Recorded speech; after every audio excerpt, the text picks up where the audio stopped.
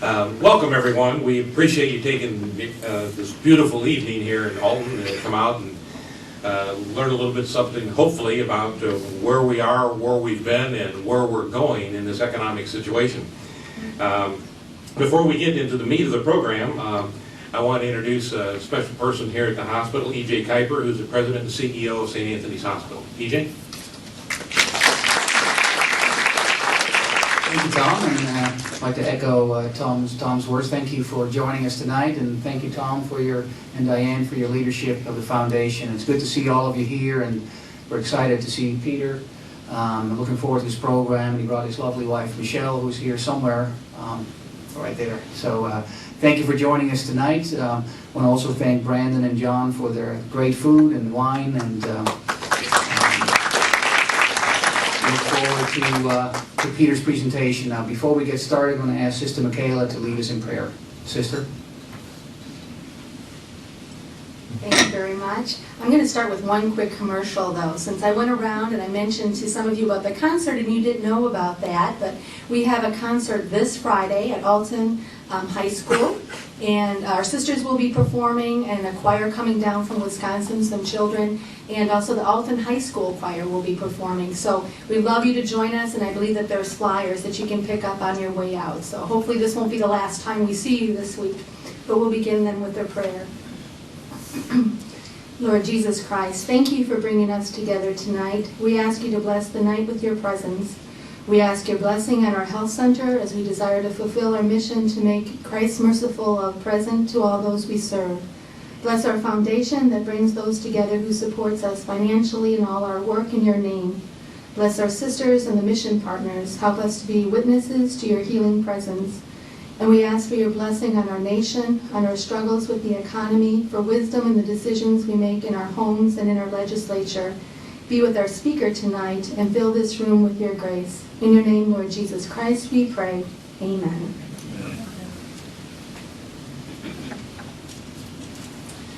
Thank you, Sister. The subcommittee of the foundation that is sponsoring the event this evening is our subcommittee called the Planned Gifts Committee, and it's a committee that is tasked with the purpose of helping the hospital and the foundation talk to the community about various gifts that they may be able to endow the foundation with over the course of time, whether during lifetime or in death. It is a very, very critical and essential piece of work that is being done by the foundation, by the Planned Gifts Committee. We all know that we can't count on standard financial resources alone to run the charitable giving and the charitable operations that happen here at the hospital. The mission of the sisters is one that is truly above and beyond the delivery of medical services. It's the delivery of true caring giving to our community. And those who need medical assistance the most receive it here at St. Anthony's, and we're very proud of that. And part of the task of the Planned Gifts Committee is to hopefully help provide for some of the resources for that caring and giving that the sisters and the medical staff here at the hospital provide. And I'm proud to be a member of that committee, and I'd like to acknowledge the members who are here with me. Mike Fitzgerald is our chairman. Mike's here with us. Don Norton, why don't you guys stand up? Don Norton is here with us. Pat Heitzik, I know Mike, when the camera came out, he ran too. So Pat Heitzik is here with us. He's in the back. Everett Weiss is on the committee. He couldn't make it this evening. And Jeff Roberts is on the committee with us and couldn't make it this evening. And if I miss someone, it's Diane Schuette's fault because she wrote the names down. So thank you, guys. As you notice, we're conspicuous by the absence is the female gender. And so we welcome any of you who would like to join our committee to come and help us. We really would love to have some volunteers to help us in the committee. So please feel free to get a hold of myself or Mike, and we'd love to enlist your help and assistance in this wonderful mission. If you have been alive at all over the course of the last 10 months or a year, you have experienced an economic roller coaster that is unlike anything Six Flags has ever built. We've been up, we've been down, we've been sideways, and up and down again. I think probably other than the Great Depression, this will be a period of time in which the economic historians write most vividly about what happened, what didn't happen, whose fault it was, whose fault it wasn't, none of whom are going to take the blame, of course. They'll be pointing their fingers at other places. But that doesn't leave us here in Alton, Illinois, and Godfrey, Illinois, untainted by what happened. I think the last 10 months really brings to our attention how we can be sitting here in our isolated community, enjoying the wonderful life we have here, and still being impacted by what happens in China, what happens in India, what happens in Europe. We truly are a global economic community. And the more we see of it, the more it impacts us. And we see this economic meltdown, as we've heard it talked about, impact us all the way from Alton, Illinois to Mumbai. And so we truly are in this together as a global economy. Now, there are people who are much smarter than any of us who are trying to figure out what to do and what happened and what the answers are and what we should do. Other than sticking your head in the sand, which is probably not the right answer, the answer is to try to inform and educate yourself, and whether it be defensive or somewhat aggressive, or just sit back and put your money in your local community bank. That's a plug for Heitzik in the back, Edwardsville, and everybody else here. You should do something. And we're very happy this evening to be able to present to you someone who might have some insight into what is really happening in the financial markets. And we present to you this evening a gentleman by the name of Peter Yastrow. I was about early January, it was very early in the morning, I was sitting at my desk at home, had CNBC on, the Squawk Box, or whatever they call that particular program.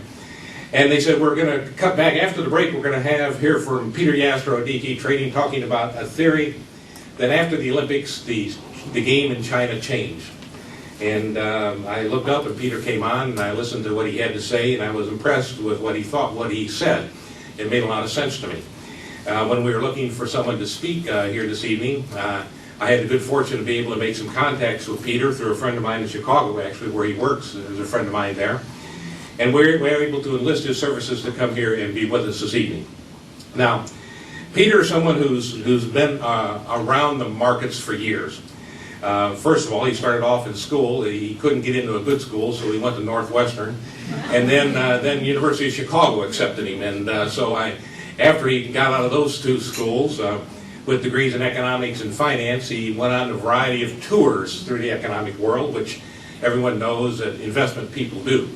He was with MF Global, and he was with First Chicago, he was with Morgan Stanley, he was with Dean Witter. We could go on. A lot of those don't exist anymore, a la Bear Stearns and a la Lehman Brothers, etc. And if you would have said to me, if we would have gone through the litany of firms that do not exist in their current forms today, 10 months ago, you would have said there was something wrong with you, Tom.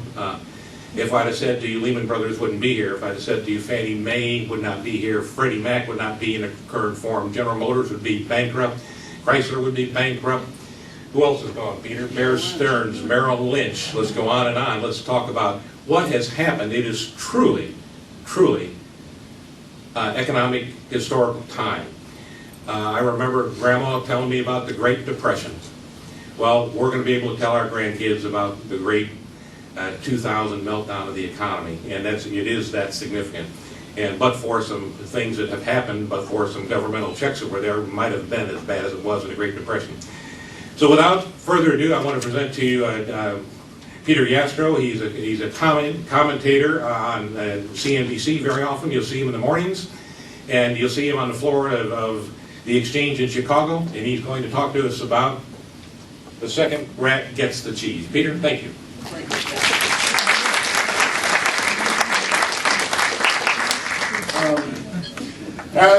As Tom said, I'm on CNBC quite often. I'm a weekly commentator, a weekly contributor.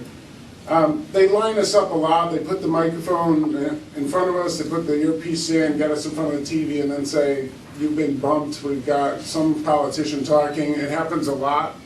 There's actually a few of us who contribute quite often, and we're there in the ready, in the wings, and we don't always get to speak our mind. Like the famous producer says, my best stuff's on the cutting room floor. That's kind of how I felt about it. I did start off by being on CNBC once, and this was back in August of 2007, and I was talking earlier in that day with one of the biggest hedge funds in the world, who was one of my customers at the time, Citadel Investments. And they told me there's a real problem, a major disaster. And he explained to me exactly what was going on. And I then went on television and they said, what do you think? And I said, the Fed better start cutting interest rates aggressively. And the gentleman who was, you don't know who's up in the booth, you just start looking at a little black circle and your earpiece is in and you don't know who's on. And some gentleman said, I don't think that guy knows what he's talking about. Well, I didn't realize he was an ex-Fed Fed president, and I said, I don't think he knows what he's talking about, and the war was on. And I became known as the wild man in Chicago after that, and they told me I was crazy and a few other things that day, but within 4 weeks the Fed cut 200 basis points, and they started having me on rather regularly since then. A lot of what I know is because of who I talk to. I talk to hedge funds, I talk to banks, I talk to investment advisors. All the business I do is institutional. I couldn't help any of you with any of your investments, nor do I really want the responsibility of it. It's very important that you make prudent, wise decisions, that you work with a professional, that you talk to them about your own specific desires. It's not my job, and I really feel for people these days. It's quite sad what's happened, and I think that we can't be too quick to dismiss the role of the professionals in helping us make sure we're doing things properly. Without further ado, I'd like to see, hopefully this works. Did I do it wrong already? Sister. All right. This is where I work. It's the Chicago Mercantile Exchange. My job is to read and process all the news information that comes out all the day long. I'm reading the tape, the news wires, and trying to assimilate what that means for the prices. What I specifically watch is short-term interest rates, LIBOR. No one ever heard of LIBOR before a year ago. For 17 years, I tried to tell my parents I work with LIBOR. They didn't know what I was talking about. Now my dad calls me up and says, did you see LIBOR move?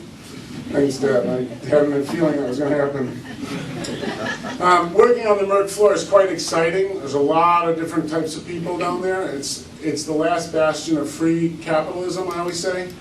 I'm not exaggerating. I've seen people come down to the Merc floor, beg their way onto the floor for free. I'm saying they will take a job for free just to get on the floor, and within 6 months they're making $50,000 a year, and within 2 years I've seen them make millions, because they just are hustling and they find a niche and they occupy that niche for a while and they make a lot of money. But then that niche disappears, which is kind of what we're going to talk about tonight, I'm afraid. But this evening I want to talk about the effect that the economy is evolving, and that we need to understand the forces that are at work, and we want to be able to anticipate how it's going to impact all of our businesses. And when people do tell you about investment decisions, or people do give you investment advice, maybe the framework that I'm going to present to you tonight, which I pride myself on being very logical and very easy to understand, it should help us all have a better way of approaching these decisions that we're all confronted with.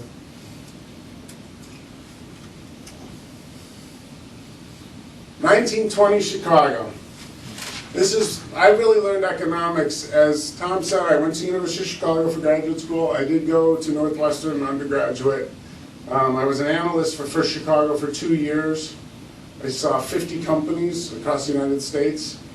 I've seen pork processing, I've seen turbine manufacture, I've seen steel rolling, steel mills. St. Louis steel mill I used to come and audit. But my real education in economics came from my kitchen table. My family came to this country in the 1920s. This is 1920 Chicago. And my great-grandma Eva and my great-grandfather Boris came to this country with nothing in the 1920s. And great-grandpa Boris used to get a roll of fabric, a bolt of cloth. And he would go door to door and he would sell pieces of that cloth to the women in the neighborhood. They would use the cloth to make aprons, dresses, rags. And this was how they started a business. And soon great-grandfather Boris said, we need to make aprons too. We can make aprons. We can sell aprons door to door, and we can make more of a profit. And with that, great-grandpa Boris and great-grandma Eva bought a pair of scissors made out of iron that hang in our house today as a reminder. And they'd stay up at night and cut patterns to dresses and sew the dresses. And during the day, great-grandpa would sell them door to door. Soon they got a loft and another person to help them. And they got some more customers and some more seamstresses, and they started making more and more dresses. They started a company called Boris Small and Sons, which was then passed to my grandfather. And my grandfather had two daughters. My father was one of the, my father married my brother, and he went to work for my grandfather, and he ended up taking over the company in the 1970s. So while that was happening, we saw labor unions, the rise and fall of the domestic and workers. Does anyone remember the look for the union label? The great look for the, yeah, well, that union put a lot of pressure on my father. And that union demanded quite a bit from my father, and watching him struggle with the unions, watching how he had to deal with the foreign competition, talking every night at the dinner table and listening to what was happening, I think gave me a much better understanding than University of Chicago ever did about what really happens. This is a sewing room floor. This is what the my father's company in the 1970s had over 1,000 employees and 5 factories. This is a sewing floor in Asia where you'll see rooms the size of football fields filled with people sewing. These people are willing to work for pennies an hour. How could they do that? To steal our jobs. Except the alternative for these people was to work in the fields, to pick rice, stand knee-deep in water with snakes and mosquitoes. Instead, they had the opportunity to work in a large factory next to their brothers, next to their sisters, quietly sewing clothes all day, clean, safe. It's no wonder they wanted these jobs. It's no wonder we've seen the labor move around the world at such an alarming speed. As the world has gone from an agricultural society to an industrial society, there are dramatic changes taking place, and we all should be aware of them.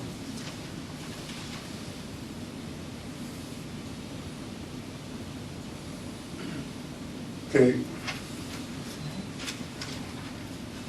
Line graphs and pie charts and bars, oh my. I'm just kidding. I'm not going to make anyone, this is a joke. I hope you all appreciate it. I'm not making anyone learn economics tonight. There's only one law of economics you need to know. One rule, one simple thing. My father said to me, why do you need to go to college to get an economics degree? It's just supply and demand. Well, there's a little more to it. And that's not the one law you need to know, supply and demand. The most important law, the most important rule in business. Anybody recognize that? Old man in the sea. The old man in the sea. That's the law of business that we all need to remember. That you can, the old man in the sea, the famous Ernest Hemingway story about an old man who spends most of his life fishing in Cuba, and he finally, at the age of 80, 3 days out off of the coast of Cuba, hooks the biggest fish of his life, a prize fish. A fish so large he'll feed well, he doesn't have a family, but he'll feed himself and pay his bills for a year. He finally lands this great fish. He straps it to the side of his boat and starts to return to Cuba with his prize intact. And the sharks come and eat the whole thing. And by the time he gets to Cuba, he's got nothing left but a skeleton and a tail of a great fish that he fought. And my point is that when you have some great success and you have some great trophy, with all the information out there and all the competition out there, be ready, because the sharks will come and you have to fight them off. And profits will go to zero, and that is the essence of business. It does not matter if you make a great product, someone will copy you. If you make a great product and no one else can copy you, you'll saturate your market. If you don't saturate your market, you'll drive up the price of raw materials. You have to be thinking that profits always are going towards zero. And you have to either grow your business or find ways to enter new businesses to overcome the fact that they are moving towards zero. My daughter, by the way, did my slideshow. She's 12 years old. Tom said his 7-year-old was who he called on for technical expertise. My 12-year-old's a whiz. I can't believe how good how much help she gave me on this whole thing. The early bird. So, this is the early bird gets the worm. This is how it used to be. The early bird, the guy who hustled, the person with the good idea, would come up with an idea first. You would get to market first. You would beat the competition. You would enjoy those rewards. I'm not a big fan of worms, but I suppose for an early bird, worms are... But you'd understand. I mean, the pot of gold at the end of the rainbow, that's what we're after. We come up with a new mousetrap. It's a very good, healthy, invigorating way for an economy to work. We're constantly developing new ideas. People would be pushing out on the envelope, new technologies, new experiences. Our lives get better. And the people who are innovative, creative, doing the research, doing the development, they would get the rewards. And this is how it was for a long time. It's not how it is anymore. This is how it is now.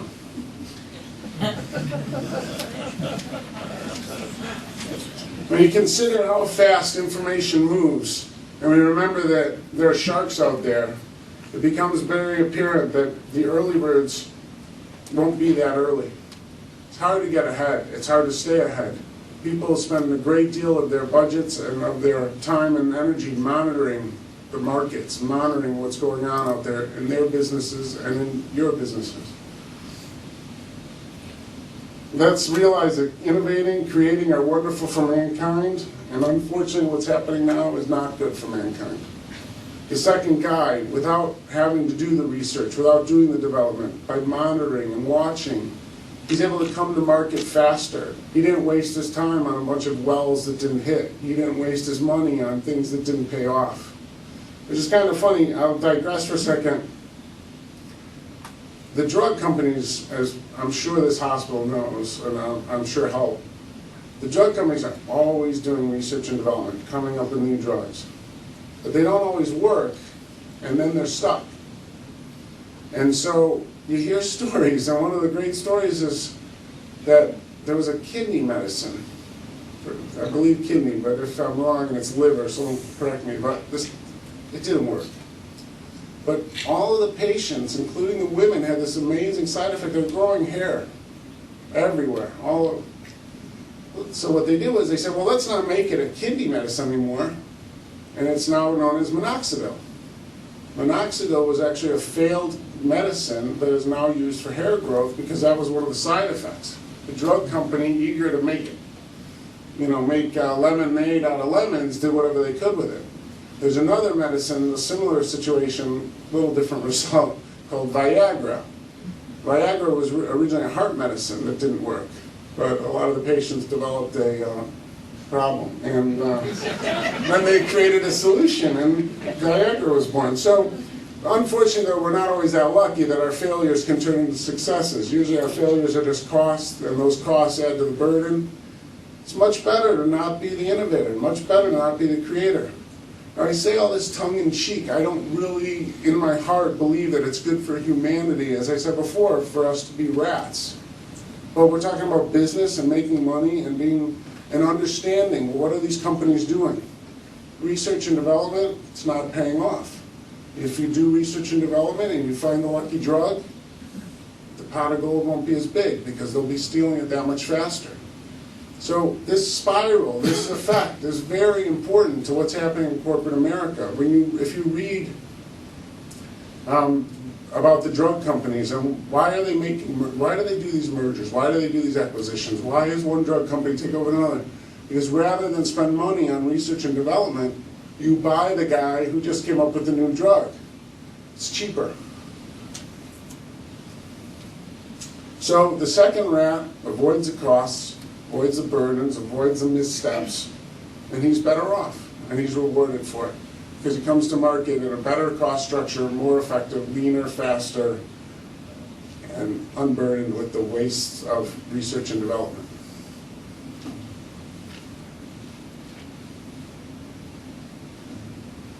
I don't know how well that's coming in, but this is actually the Beijing Olympics. The opening ceremony is the Beijing Olympics. the reason why I thought the picture was so important was that when I saw the Beijing Olympics and I saw the pageantry and the spectacle of what they put on, I was overwhelmed. I could not believe how advanced it was. I was very impressed. It was very grand and organized, impressive on so many levels. And I thought to myself, China's been getting ready for this for a long, long time. They really wanted to put their best face forward to the world. And when you think about China and the role of what's going on in the world, and remember that there's 1 billion people there trying to lift themselves out of poverty, trying to find jobs, trying to find work, willing to work very hard, and they can do the jobs. When you start to remember that the way there's a pattern by which goods and services move around the world. We saw it in my father's business and the dressmaking business. The first thing that goes is the labor. Clothes, where they have people who do a lot of labor, that's the first thing. The second thing is the small electronics. From there you have small machinery, then you have large machinery. Japan is a perfect example. What happened with Japan? Well, we're probably not quite ready to remember, but Japan used to make our clothes. And I'm sure we all remember Sony radios and Sony TVs. There's your small electronics. Then small machinery, Honda, Yamaha, Kawasaki. Those small machines and motorcycles became their cars. Datsun is gone, but we all remember the progression. And as each country comes online, first with the clothes, then the small electronics, then the bigger machinery, they're eating into our advantage and our gain and the rest of the world. The only way that we can keep our standard of living where it is, which is infinitely higher than the rest of the world, is to be innovative and creative. We have got to be always pushing the envelope and coming up with new ideas and new creative ventures, or we will be finding our standard of living erodes as they strive to catch up. Remember, we blaze the trail in this country, and they're following the trail, so it's a lot easier.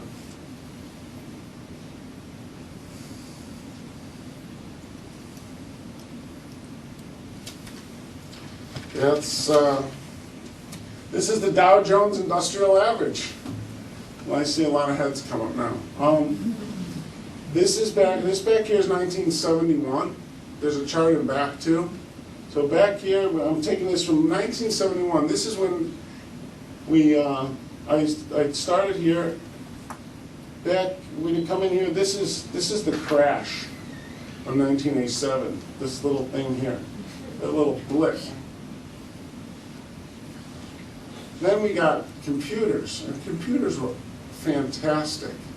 The dramatic change in our lives and the way we produce things, the efficiencies gained, combined with the internet and all of the mortgage stuff, we get to here. This is the pinnacle of the internet. This is when everybody was talking about, JDS Uniphase was one of the names that rings a bell, and there's a bunch of them that I don't even want to talk about really, because it's so sad. But something really amazing happened right here, and I'm not sure the political makeup of this room, and I hope I've offended both sides equally tonight, but right here in 2000, Tony Blair and Bill Clinton said the Human Genome Project will be public domain. Now, the Human Genome Project was an effort to map out the whole human chromosome, all of the pairs, 26 pairs of chromosomes, map it all out, understand it. This was going to be the next big thing.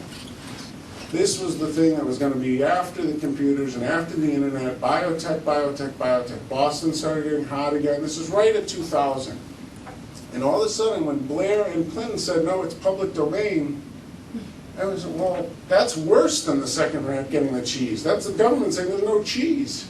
We're going to everybody gets it for free. Well, and herein lies the problem. That's great for humanity, and it's great for mankind. All of that research and all of that work that these people did, they have to turn over to the rest of the world because it's best for humanity. And the result was everyone stopped doing the work. Because we don't have the money, and we don't have the resources, and we don't have the structure of government in this country to go and research things like the Human Genome Project and spend the billions of dollars necessary and then give away all of the pots of gold that might have been found or all of the profits that these companies were hoping to get their hands on. So when they made that decision, I personally sold a lot of my stocks because that's the way I think about the markets. And that was right about here. So when you see government say no profits, it sounds like a great thing and it's good for humanity, but it's bad for business. And we started sliding. And then 2001 happened, and we all know we took quite a hit there. And that made sense. I remember in the aftermath of 2001, I actually worked for Cantor Fitzgerald at the time. About 6 months prior, I'd left Cantor. I knew quite a number of people. I had worked with hundreds of people who worked for Cantor Fitzgerald. And that's actually when they started putting me on television a lot, because when they realized that I had this personal connection, the producers loved it, and that's when, it's funny how that happens, but I started being put on TV a lot right about here. And then the recession that followed, I remember telling them no one will go to movies anymore, no one's going to go to the malls anymore, we're all going to be too scared to fly, and somehow we found our way out. But remember, Bill Greenspan had cut interest rates almost 0 to 1%, and at the same time, there was more fraud and more corruption going on in our banking system and our lending system than we've ever seen in the history of the planet before. People were borrowing money they knew they couldn't pay back. People were lending money they knew they would never see again. Taking the commissions, pocketing commissions and laughing because some other guy was going to be stuck with the loan. Happened all over. If you want to point to what happened to our economy, they lied. If no one had lied, none of this would have happened. And when we talk about the basics of our economy and the basics of our system of government and the basics of our rules, thou shalt not lie. If no one had lied, none of this happens. None of it. It's all credit. Credit is based on faith. Credit is based on trust. Credit is based on being what you say you are. And the funny thing about credit, and it's like, I said this once on CNBC, Tom, so I hope you don't recognize this, but Groucho Marx used to say I would never belong to a country club that would have someone like me for a member. And I always say I would never lend money to someone who'd come to me to borrow. It's kind of the same thing. Once credit goes, see, if I don't want to lend money to Tom because I don't think he's worth it, and he says, well, come on, Pete, I'll pay you 5%. I said, Tom, I don't think you're worth it. He says, okay, I'll pay you 10%. You're not paying me 5. How are you coming up with 10? See, so credit doesn't quite work like other markets. Buy something for under, that's too much money. Okay, buy it for 50. We find a price. But credit doesn't work that way. Once you deem someone's not creditworthy, you don't care. What difference does it make what interest rate you're going to get?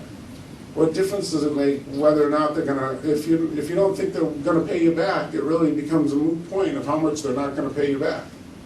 So we had this implosion. But what I think is that we really started seeing the second rat taking the cheese here. And the market would be here if it were not for all of the mortgage nonsense that created all that. And if you look, this is really a nice kind of grinding up here.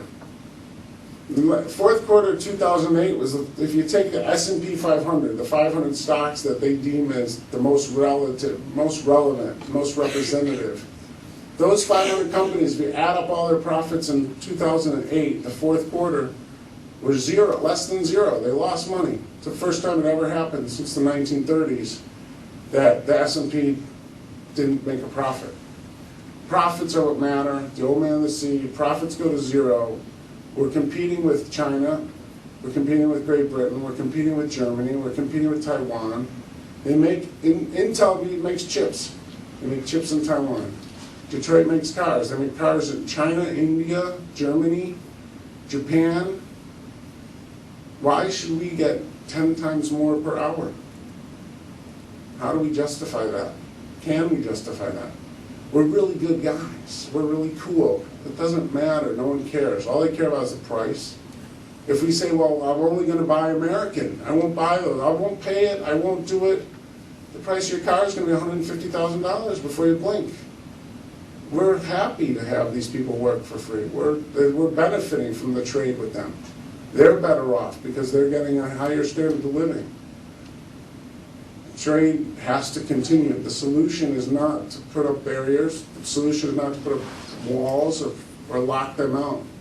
You will hear protectionist ideas thrown up. You will hear people say that's a one-way to won't work. We'll end up all worse off if we try that.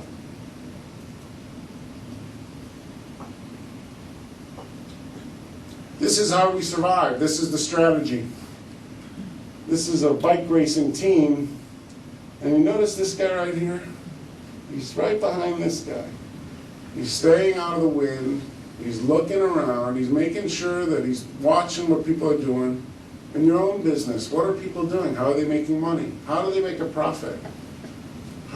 Why is it that they make a profit? How do they do it? And will that sustain itself? Is the profit fleeting, or is it going to be there for a long time? Will someone else come in and steal their cheese, or is their cheese rather safe? Now, what I've found is, in my own business, I put up barriers to entry. If I want to keep my profits safe, I protect my relationships with my customers. Buy them a steak dinner. Go see them. Glass of wine. Go talk to your customers. You have 2 ears, you have 1 mouth. Listen twice as much as you talk. Try to understand how business is for them. Are they making money? How are they making money? What can you do to help them make money? This is, it's all about profits. It's not about being a good guy, and it's not about being friendly, and it's not about, I'm providing someone with something they need, and when you add up all the costs, I can get it to them and make something for myself. So look around, stay in behind someone, let them fight the wind. Don't be the innovator, don't be the creator, don't try to be a hero, don't take your market in new exciting directions. Not because those aren't great things for humanity, not because they're not better for all of us, but because the rewards you're hoping to receive at the end better not be financial, because they will be stolen. Someone else will come in. We have to be ready for that. It's a little bleak, isn't it? I'm sorry for that.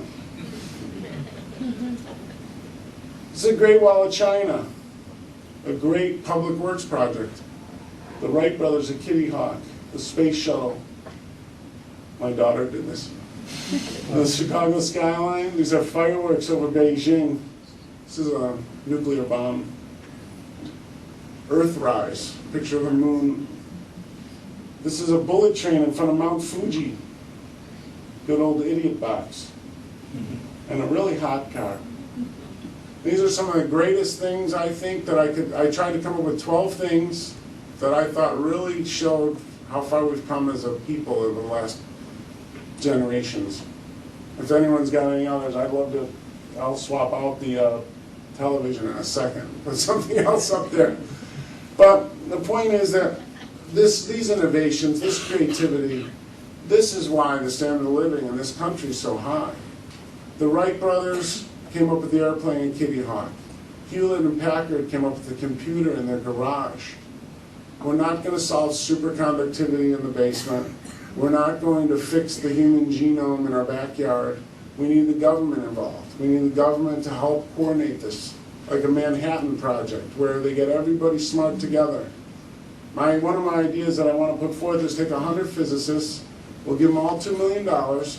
Sounds like a lot, but it's 200 million. They throw away $1 billion every other day now. We take them all to New Mexico, we lock them up and say, okay, solar power, guys. I want solar power, I want it in 10 years. That's how we got men on the moon, that's how we get things done. Why was the nuclear bomb done? Because the war, the necessity, that we needed it. A lot of these things were created because why did we go to the moon? Because the Russians were going to get there first. But all of the great technology, all the advances, and all of the benefits that we get in the United States have come when the government has thrown down the gauntlet, has made a challenge. When monies were pooled, resources were pooled, great ideas were protected, or the government funded them and then they gave away the technology. But we can't expect private enterprise to do it alone, not in this business environment.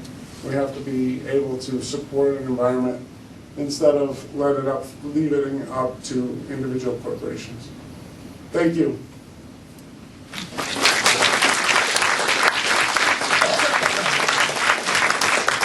Now, I've been asked to take some questions. Is that correct, Tom? Yeah, please, if you would. Okay, as long as they're not from my wife and they're not too hard. Is the credit crisis over yet? My job is credit crisis. LIBOR, London Interbank Offer Rate, is 0.9% today. With the Fed funds target where it is, that should be about 0.4, and it's still 0.9. So we can make an argument that credit's still very tight in the markets. I believe that so many people got burned so badly from what happened because of negligence and bad lending practices, that like a car when you're driving on the highway and somebody slams on the brakes and you get 1,000 cars that all come to a complete stop, and then it takes a few minutes before people start resuming their speed, and their following distances are very far, but over time they tighten up those following distances. Well, think of those banks as being like those cars. They're scared right now. They almost ran into each other.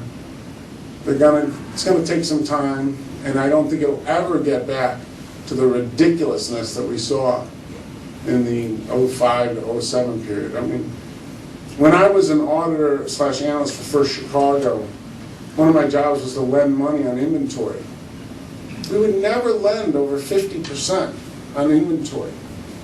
So when people start talking about getting 80% of their house, 90% of the house, 100% of the house, for years Michelle will attest to this, I used to be the wild man at the family dinners. This is crazy. I used to think, how can they do that? What happens if there's a problem? What if someone can't pay?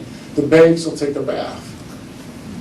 And we all made this assumption, well, people always pay on their house. They'll always pay until they can't. So these credit markets, are they fixed? No. Are they going to get back to where they were? No. They'll get better than they are now, but they're not going to ever be stupid like they were before. Well, for a long time anyway. I hope they never get that stupid again. Do you think there's other shocks coming at us? I'm Yeah. thinking about credit cards, commercial loans. Yeah, and I think one of the next big ones, with the government being so heavy-handed in all this, makes it very difficult. I've said on CNBC, I'm not investing in bank stocks, I'm not selling bank stocks, I'm not touching bank stocks as long as the government is this heavily involved. The next big thing is pensions. When my father's business went out, and I know pensions well too, when they went out of business, all of the women in the International Ladies Garment Workers Union all got their pensions from one big pension company. It was all a multiple employer pension. And so they put all the money into one big pool. Well, they didn't manage the pool. The pool was underfunded. And every individual company had to pay the difference. Well, they were coming back to small operators, and you owe us $1 million. And that was a huge sum of money. And to be told, well, we screwed up, so you need to pay.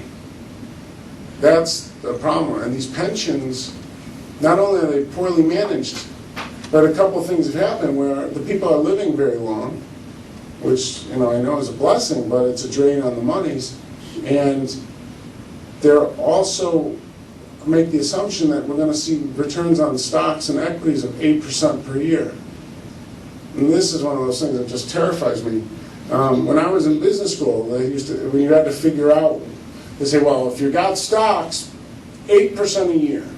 Oh, you were sending your kids to college in 23 years? 8% a year.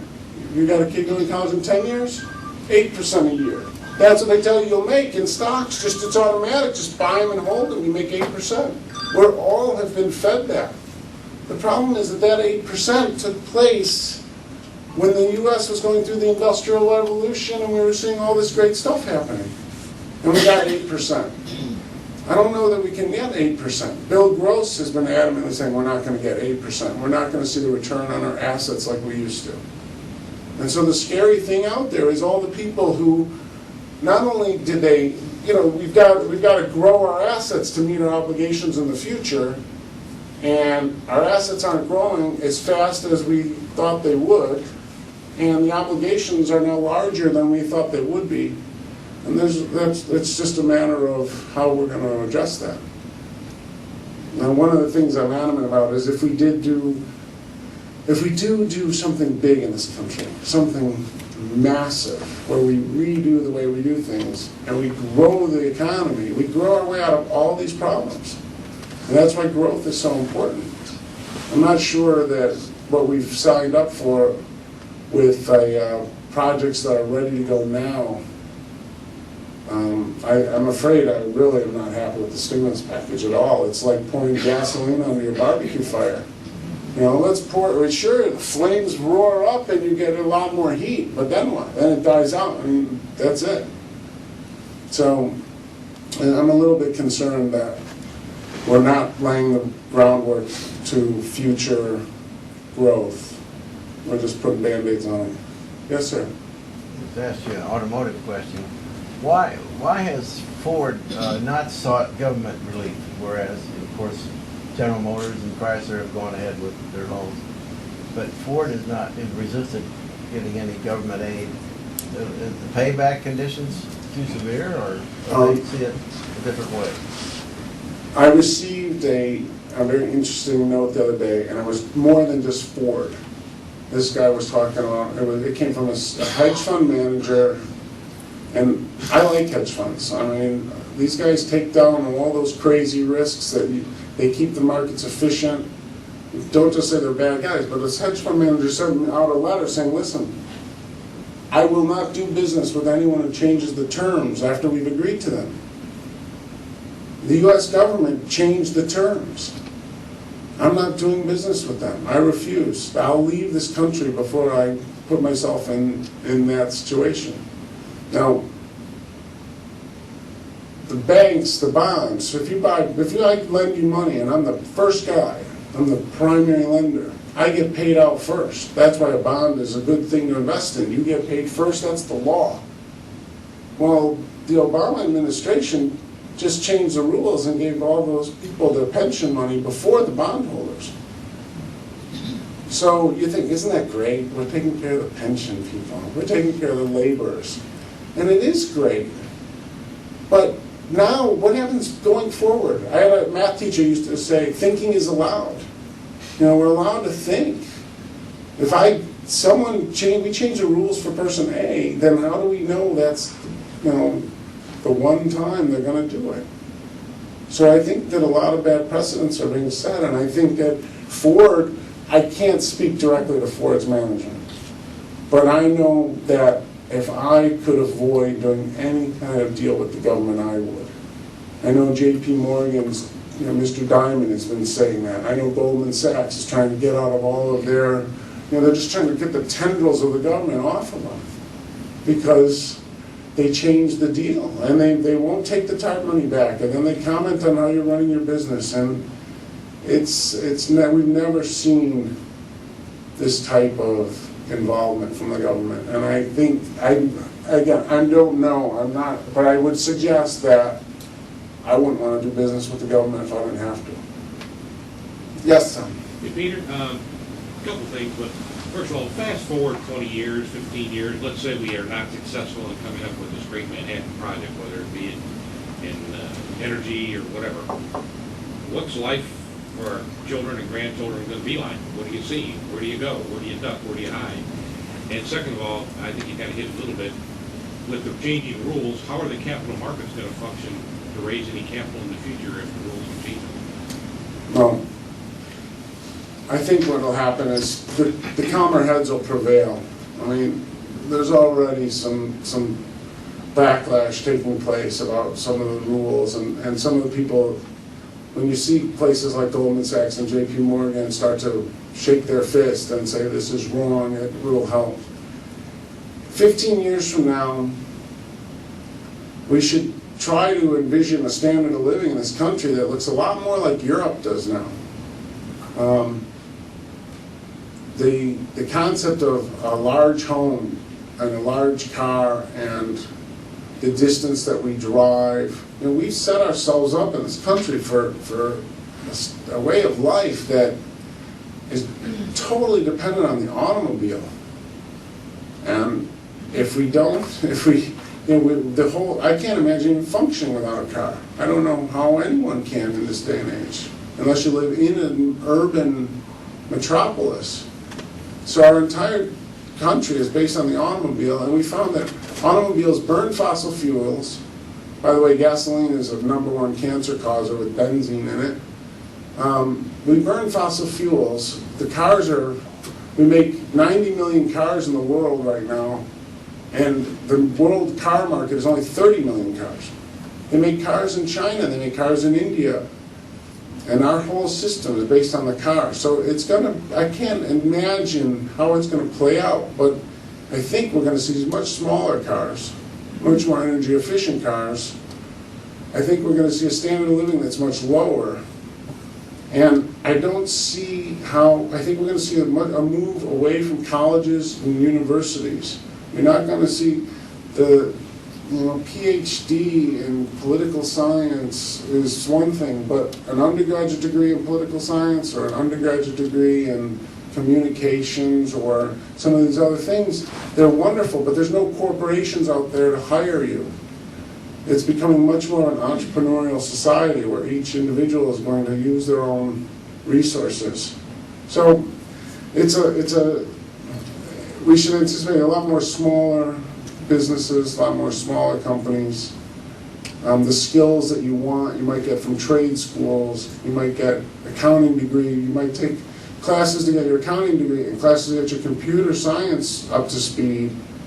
But to sit in a liberal arts college and spend $40,000, $50,000 a year to get an education that's worthless, I think the U.S. is going to rethink that one. And I think that's the biggest change we're going to see in the next 15 years. And as so often is the case, that when those assets that we've all saved for college are now gotten crushed by the stock market's move, it becomes a lot more palatable to tell your kids, maybe college isn't for you. It's funny how that happens, but it does. And I think that's the thing. We all have this Leave It to Beaver kind of concept, and Leave It to Beaver, if I'm not mistaken, was Southern Illinois. So we can think. I always loved that show. And Ward works at the insurance company, and he comes home, and it's all a certain way. But I don't see how we're going to employ all of the college graduates in white-collar jobs going forward. But just, someone's got to do the work. Someone's got to do the heavy lifting. And as much as we'd all like to sit in offices and push paper around, I just don't see how we can all do it and stay in business. So I encourage any college student or younger, when they ask me, and it's a very tough situation. We remember, I hope I don't make anyone blush, but do you remember the movie, no, I don't remember the movie, with Benjamin and Mrs. Robinson? Graduate. Well, when Benjamin comes home and he says to Mr. Robinson, I'm thinking about the future, he goes, plastics, and then, of course, that's where you go. Can anyone here think of anything now that you would tell a kid to go into?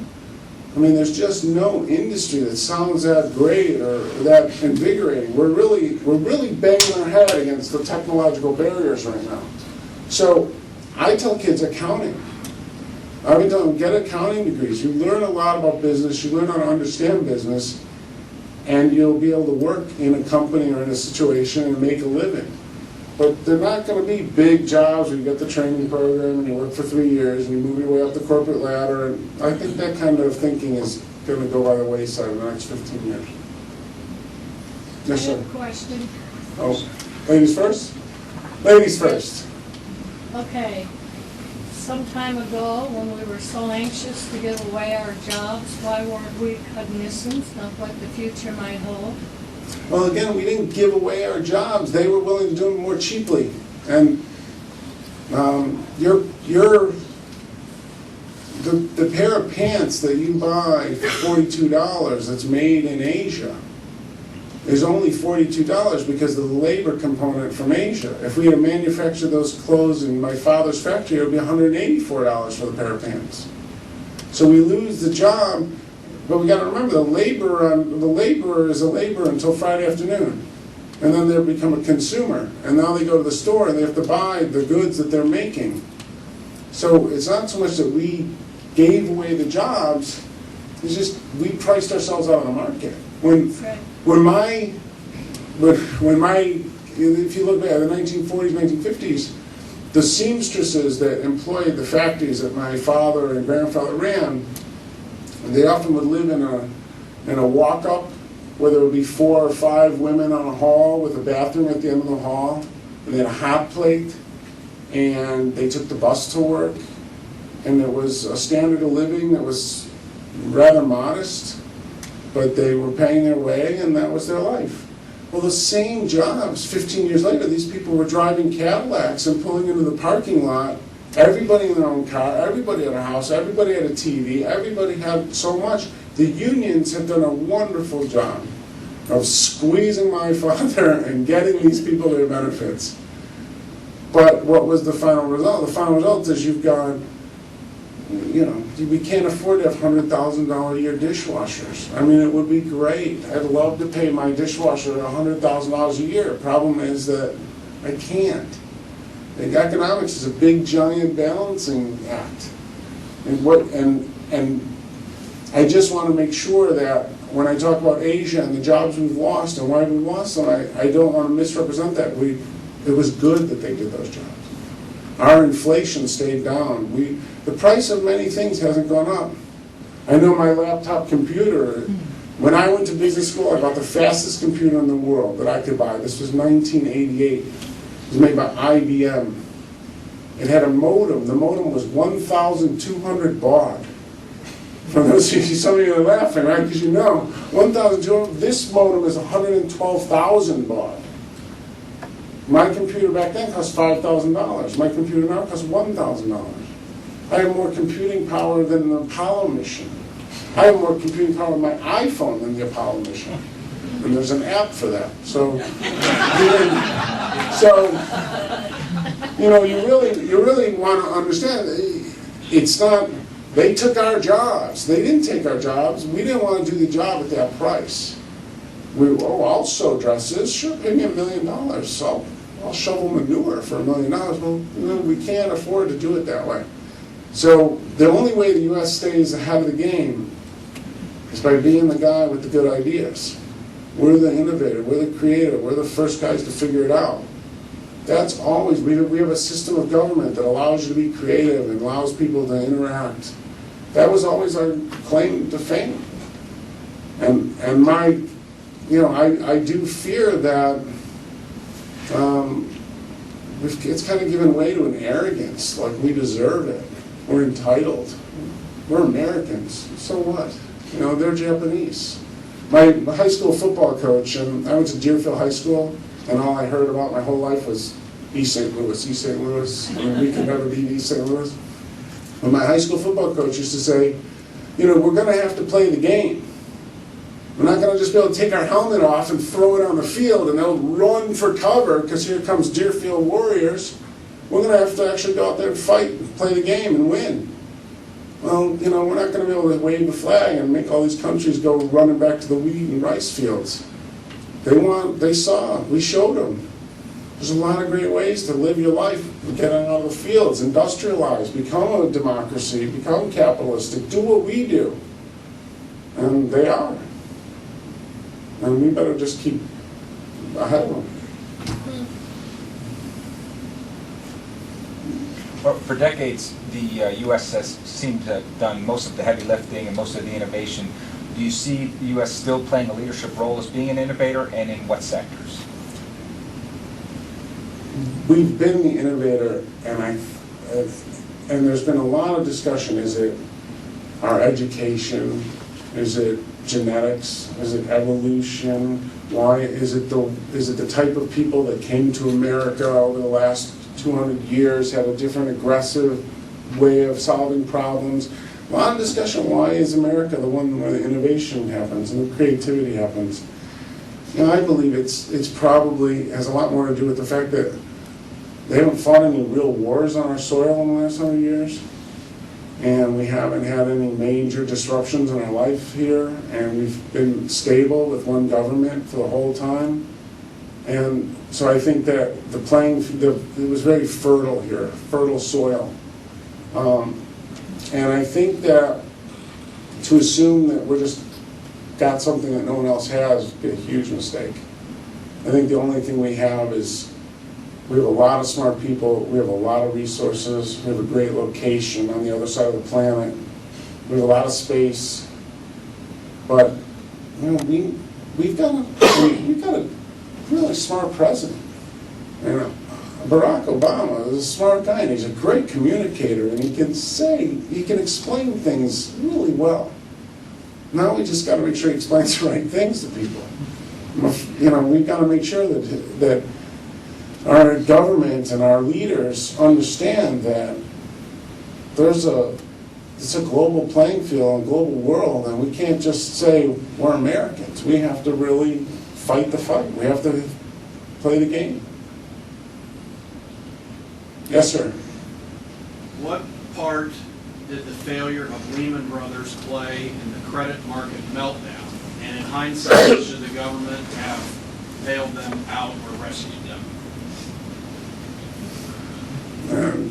They told me I was coming to speak to some nuns about economics. I didn't expect anything like that. Father Don, at your service.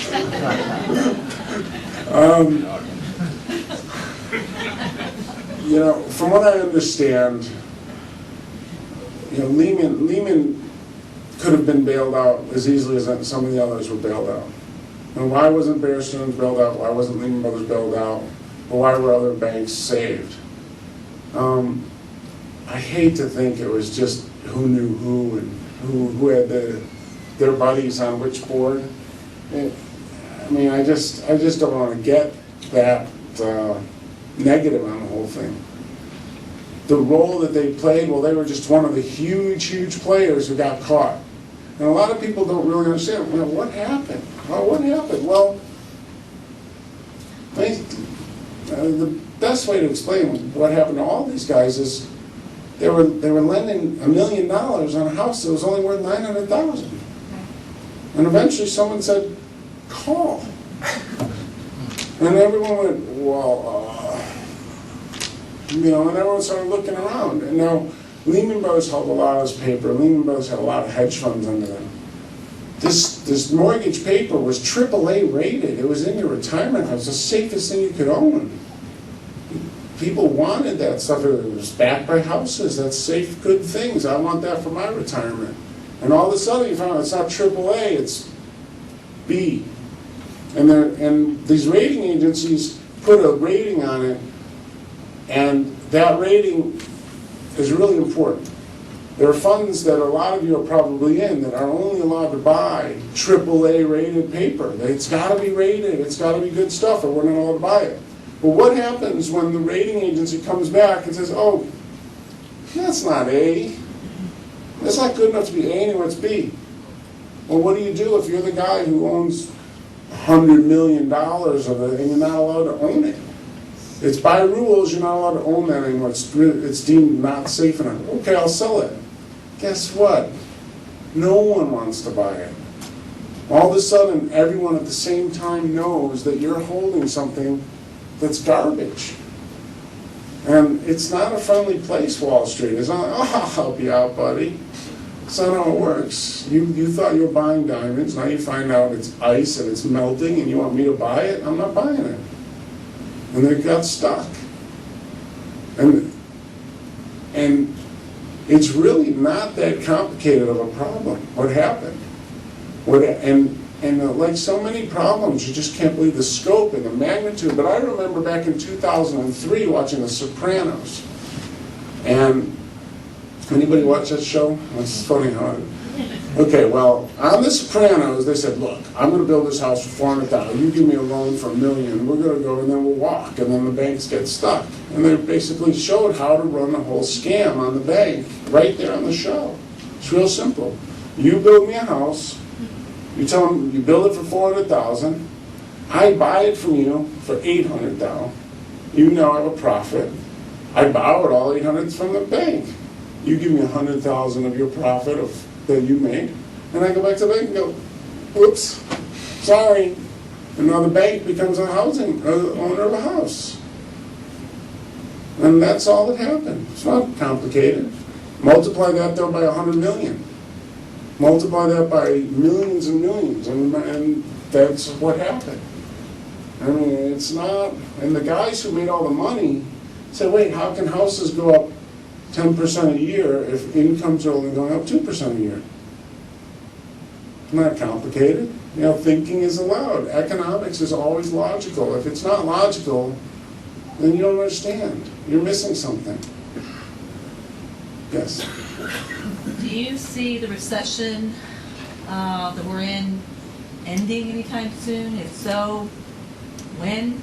I know you don't have a magic crystal ball there, but and the other question would be, how long will it take us to recover to a normalcy, if there is such a thing?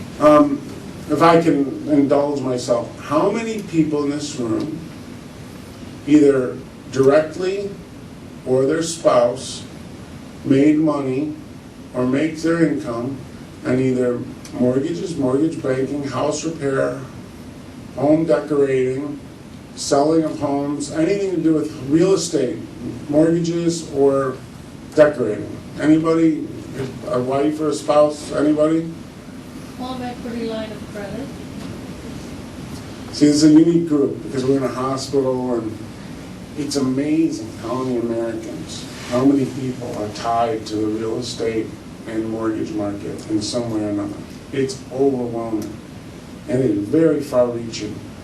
All the boats got lifted. I was better off because all the mortgage financing that was being created, it was causing, I don't want to get into it, but it caused gamma and convexity, and they need to hedge that, and that's what I get to do, and that's where I make my living, is hedging all that risk.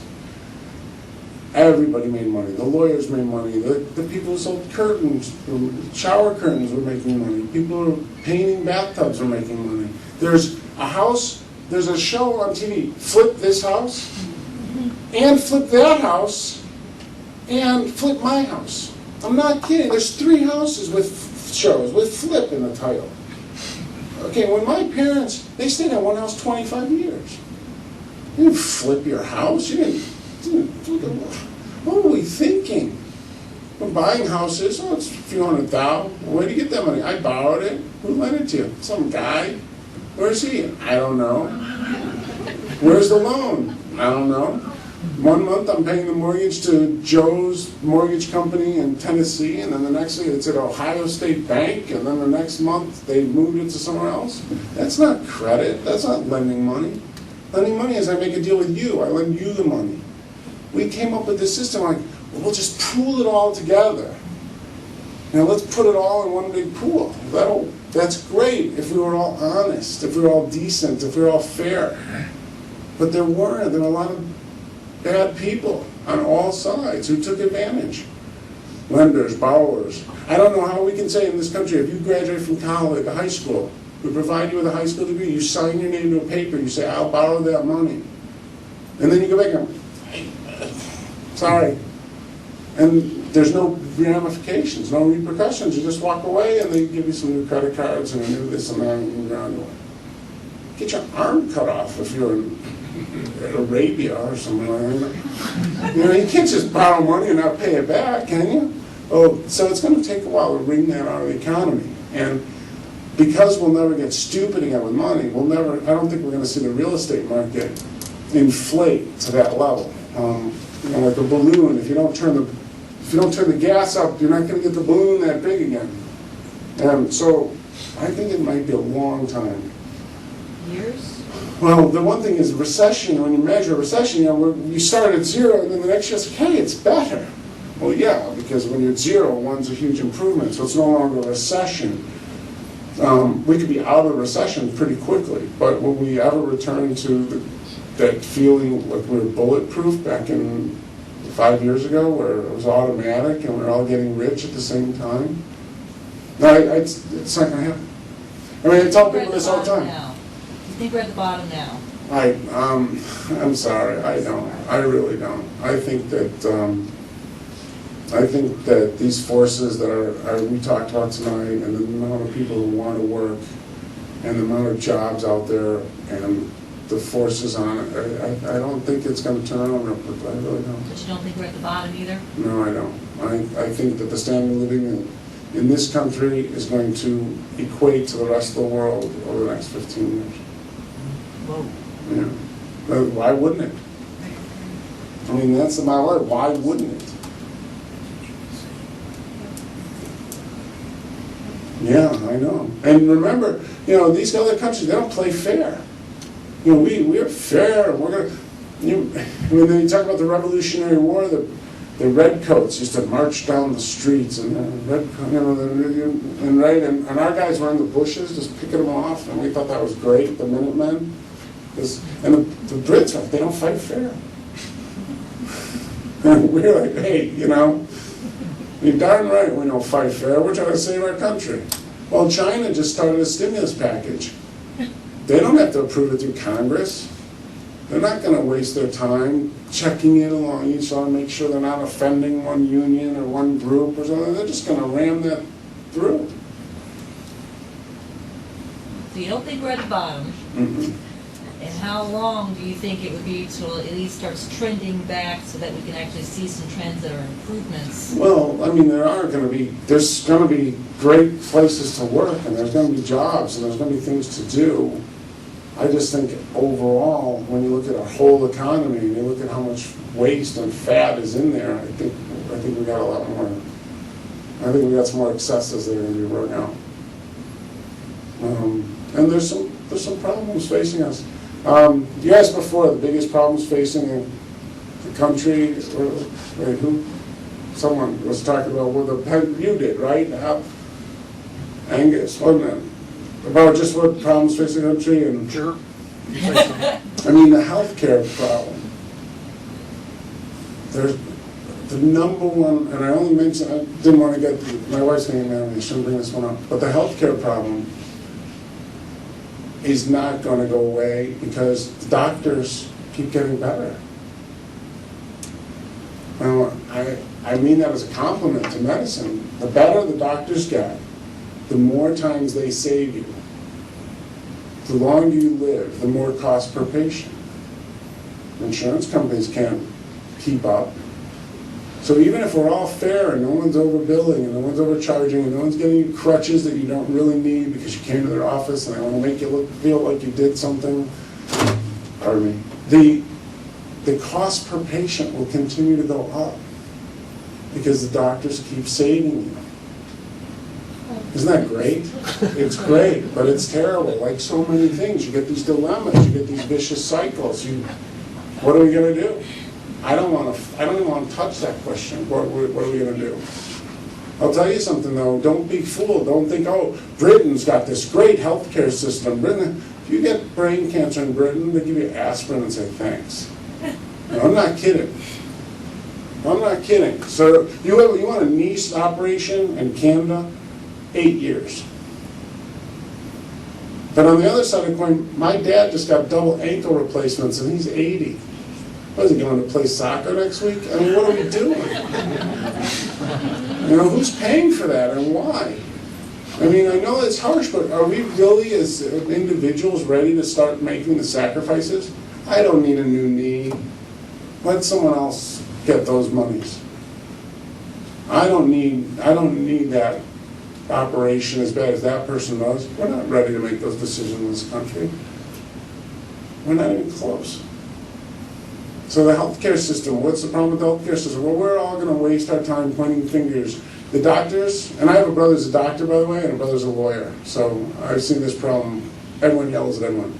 The doctors blame the lawyers blame the doctors and the insurance company. The insurance company blames doctors and the lawyers, right? And it goes round and round and round. But the real problem is it's no one's fault. The better we get, the more dollars per patient.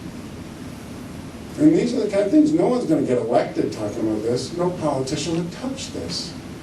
And that's maybe why we need more things like this, where we can talk about what the real problem is and what are we gonna do about it. And we've got religious scholars and people who can think about the problem from an ethical and moral point of view, and not just dollars and cents, because these are big issues. And we're not going to, we're going to have to make some pretty important decisions. Some very big ethical questions have to be resolved. You know, we're in farm country, right? I mean, we could say that, right? That's fair. I don't know any farmer who lets a horse stand his farm who can't pull the plow anymore. You know what I mean? It's harsh. It's a problem. Someone better ask another question before my wife blares at me. We don't want, Peter, we don't want to wear you out. It's been very good. No, I mean, if anyone's got, I'll One be more glad. question. I mean, you've been It's easier to answer it now than come back. wonderful guest, and take one more, a couple more, but then we'll let him enjoy his evening. Anything? Right. Well, thank you, my friend. Thank you.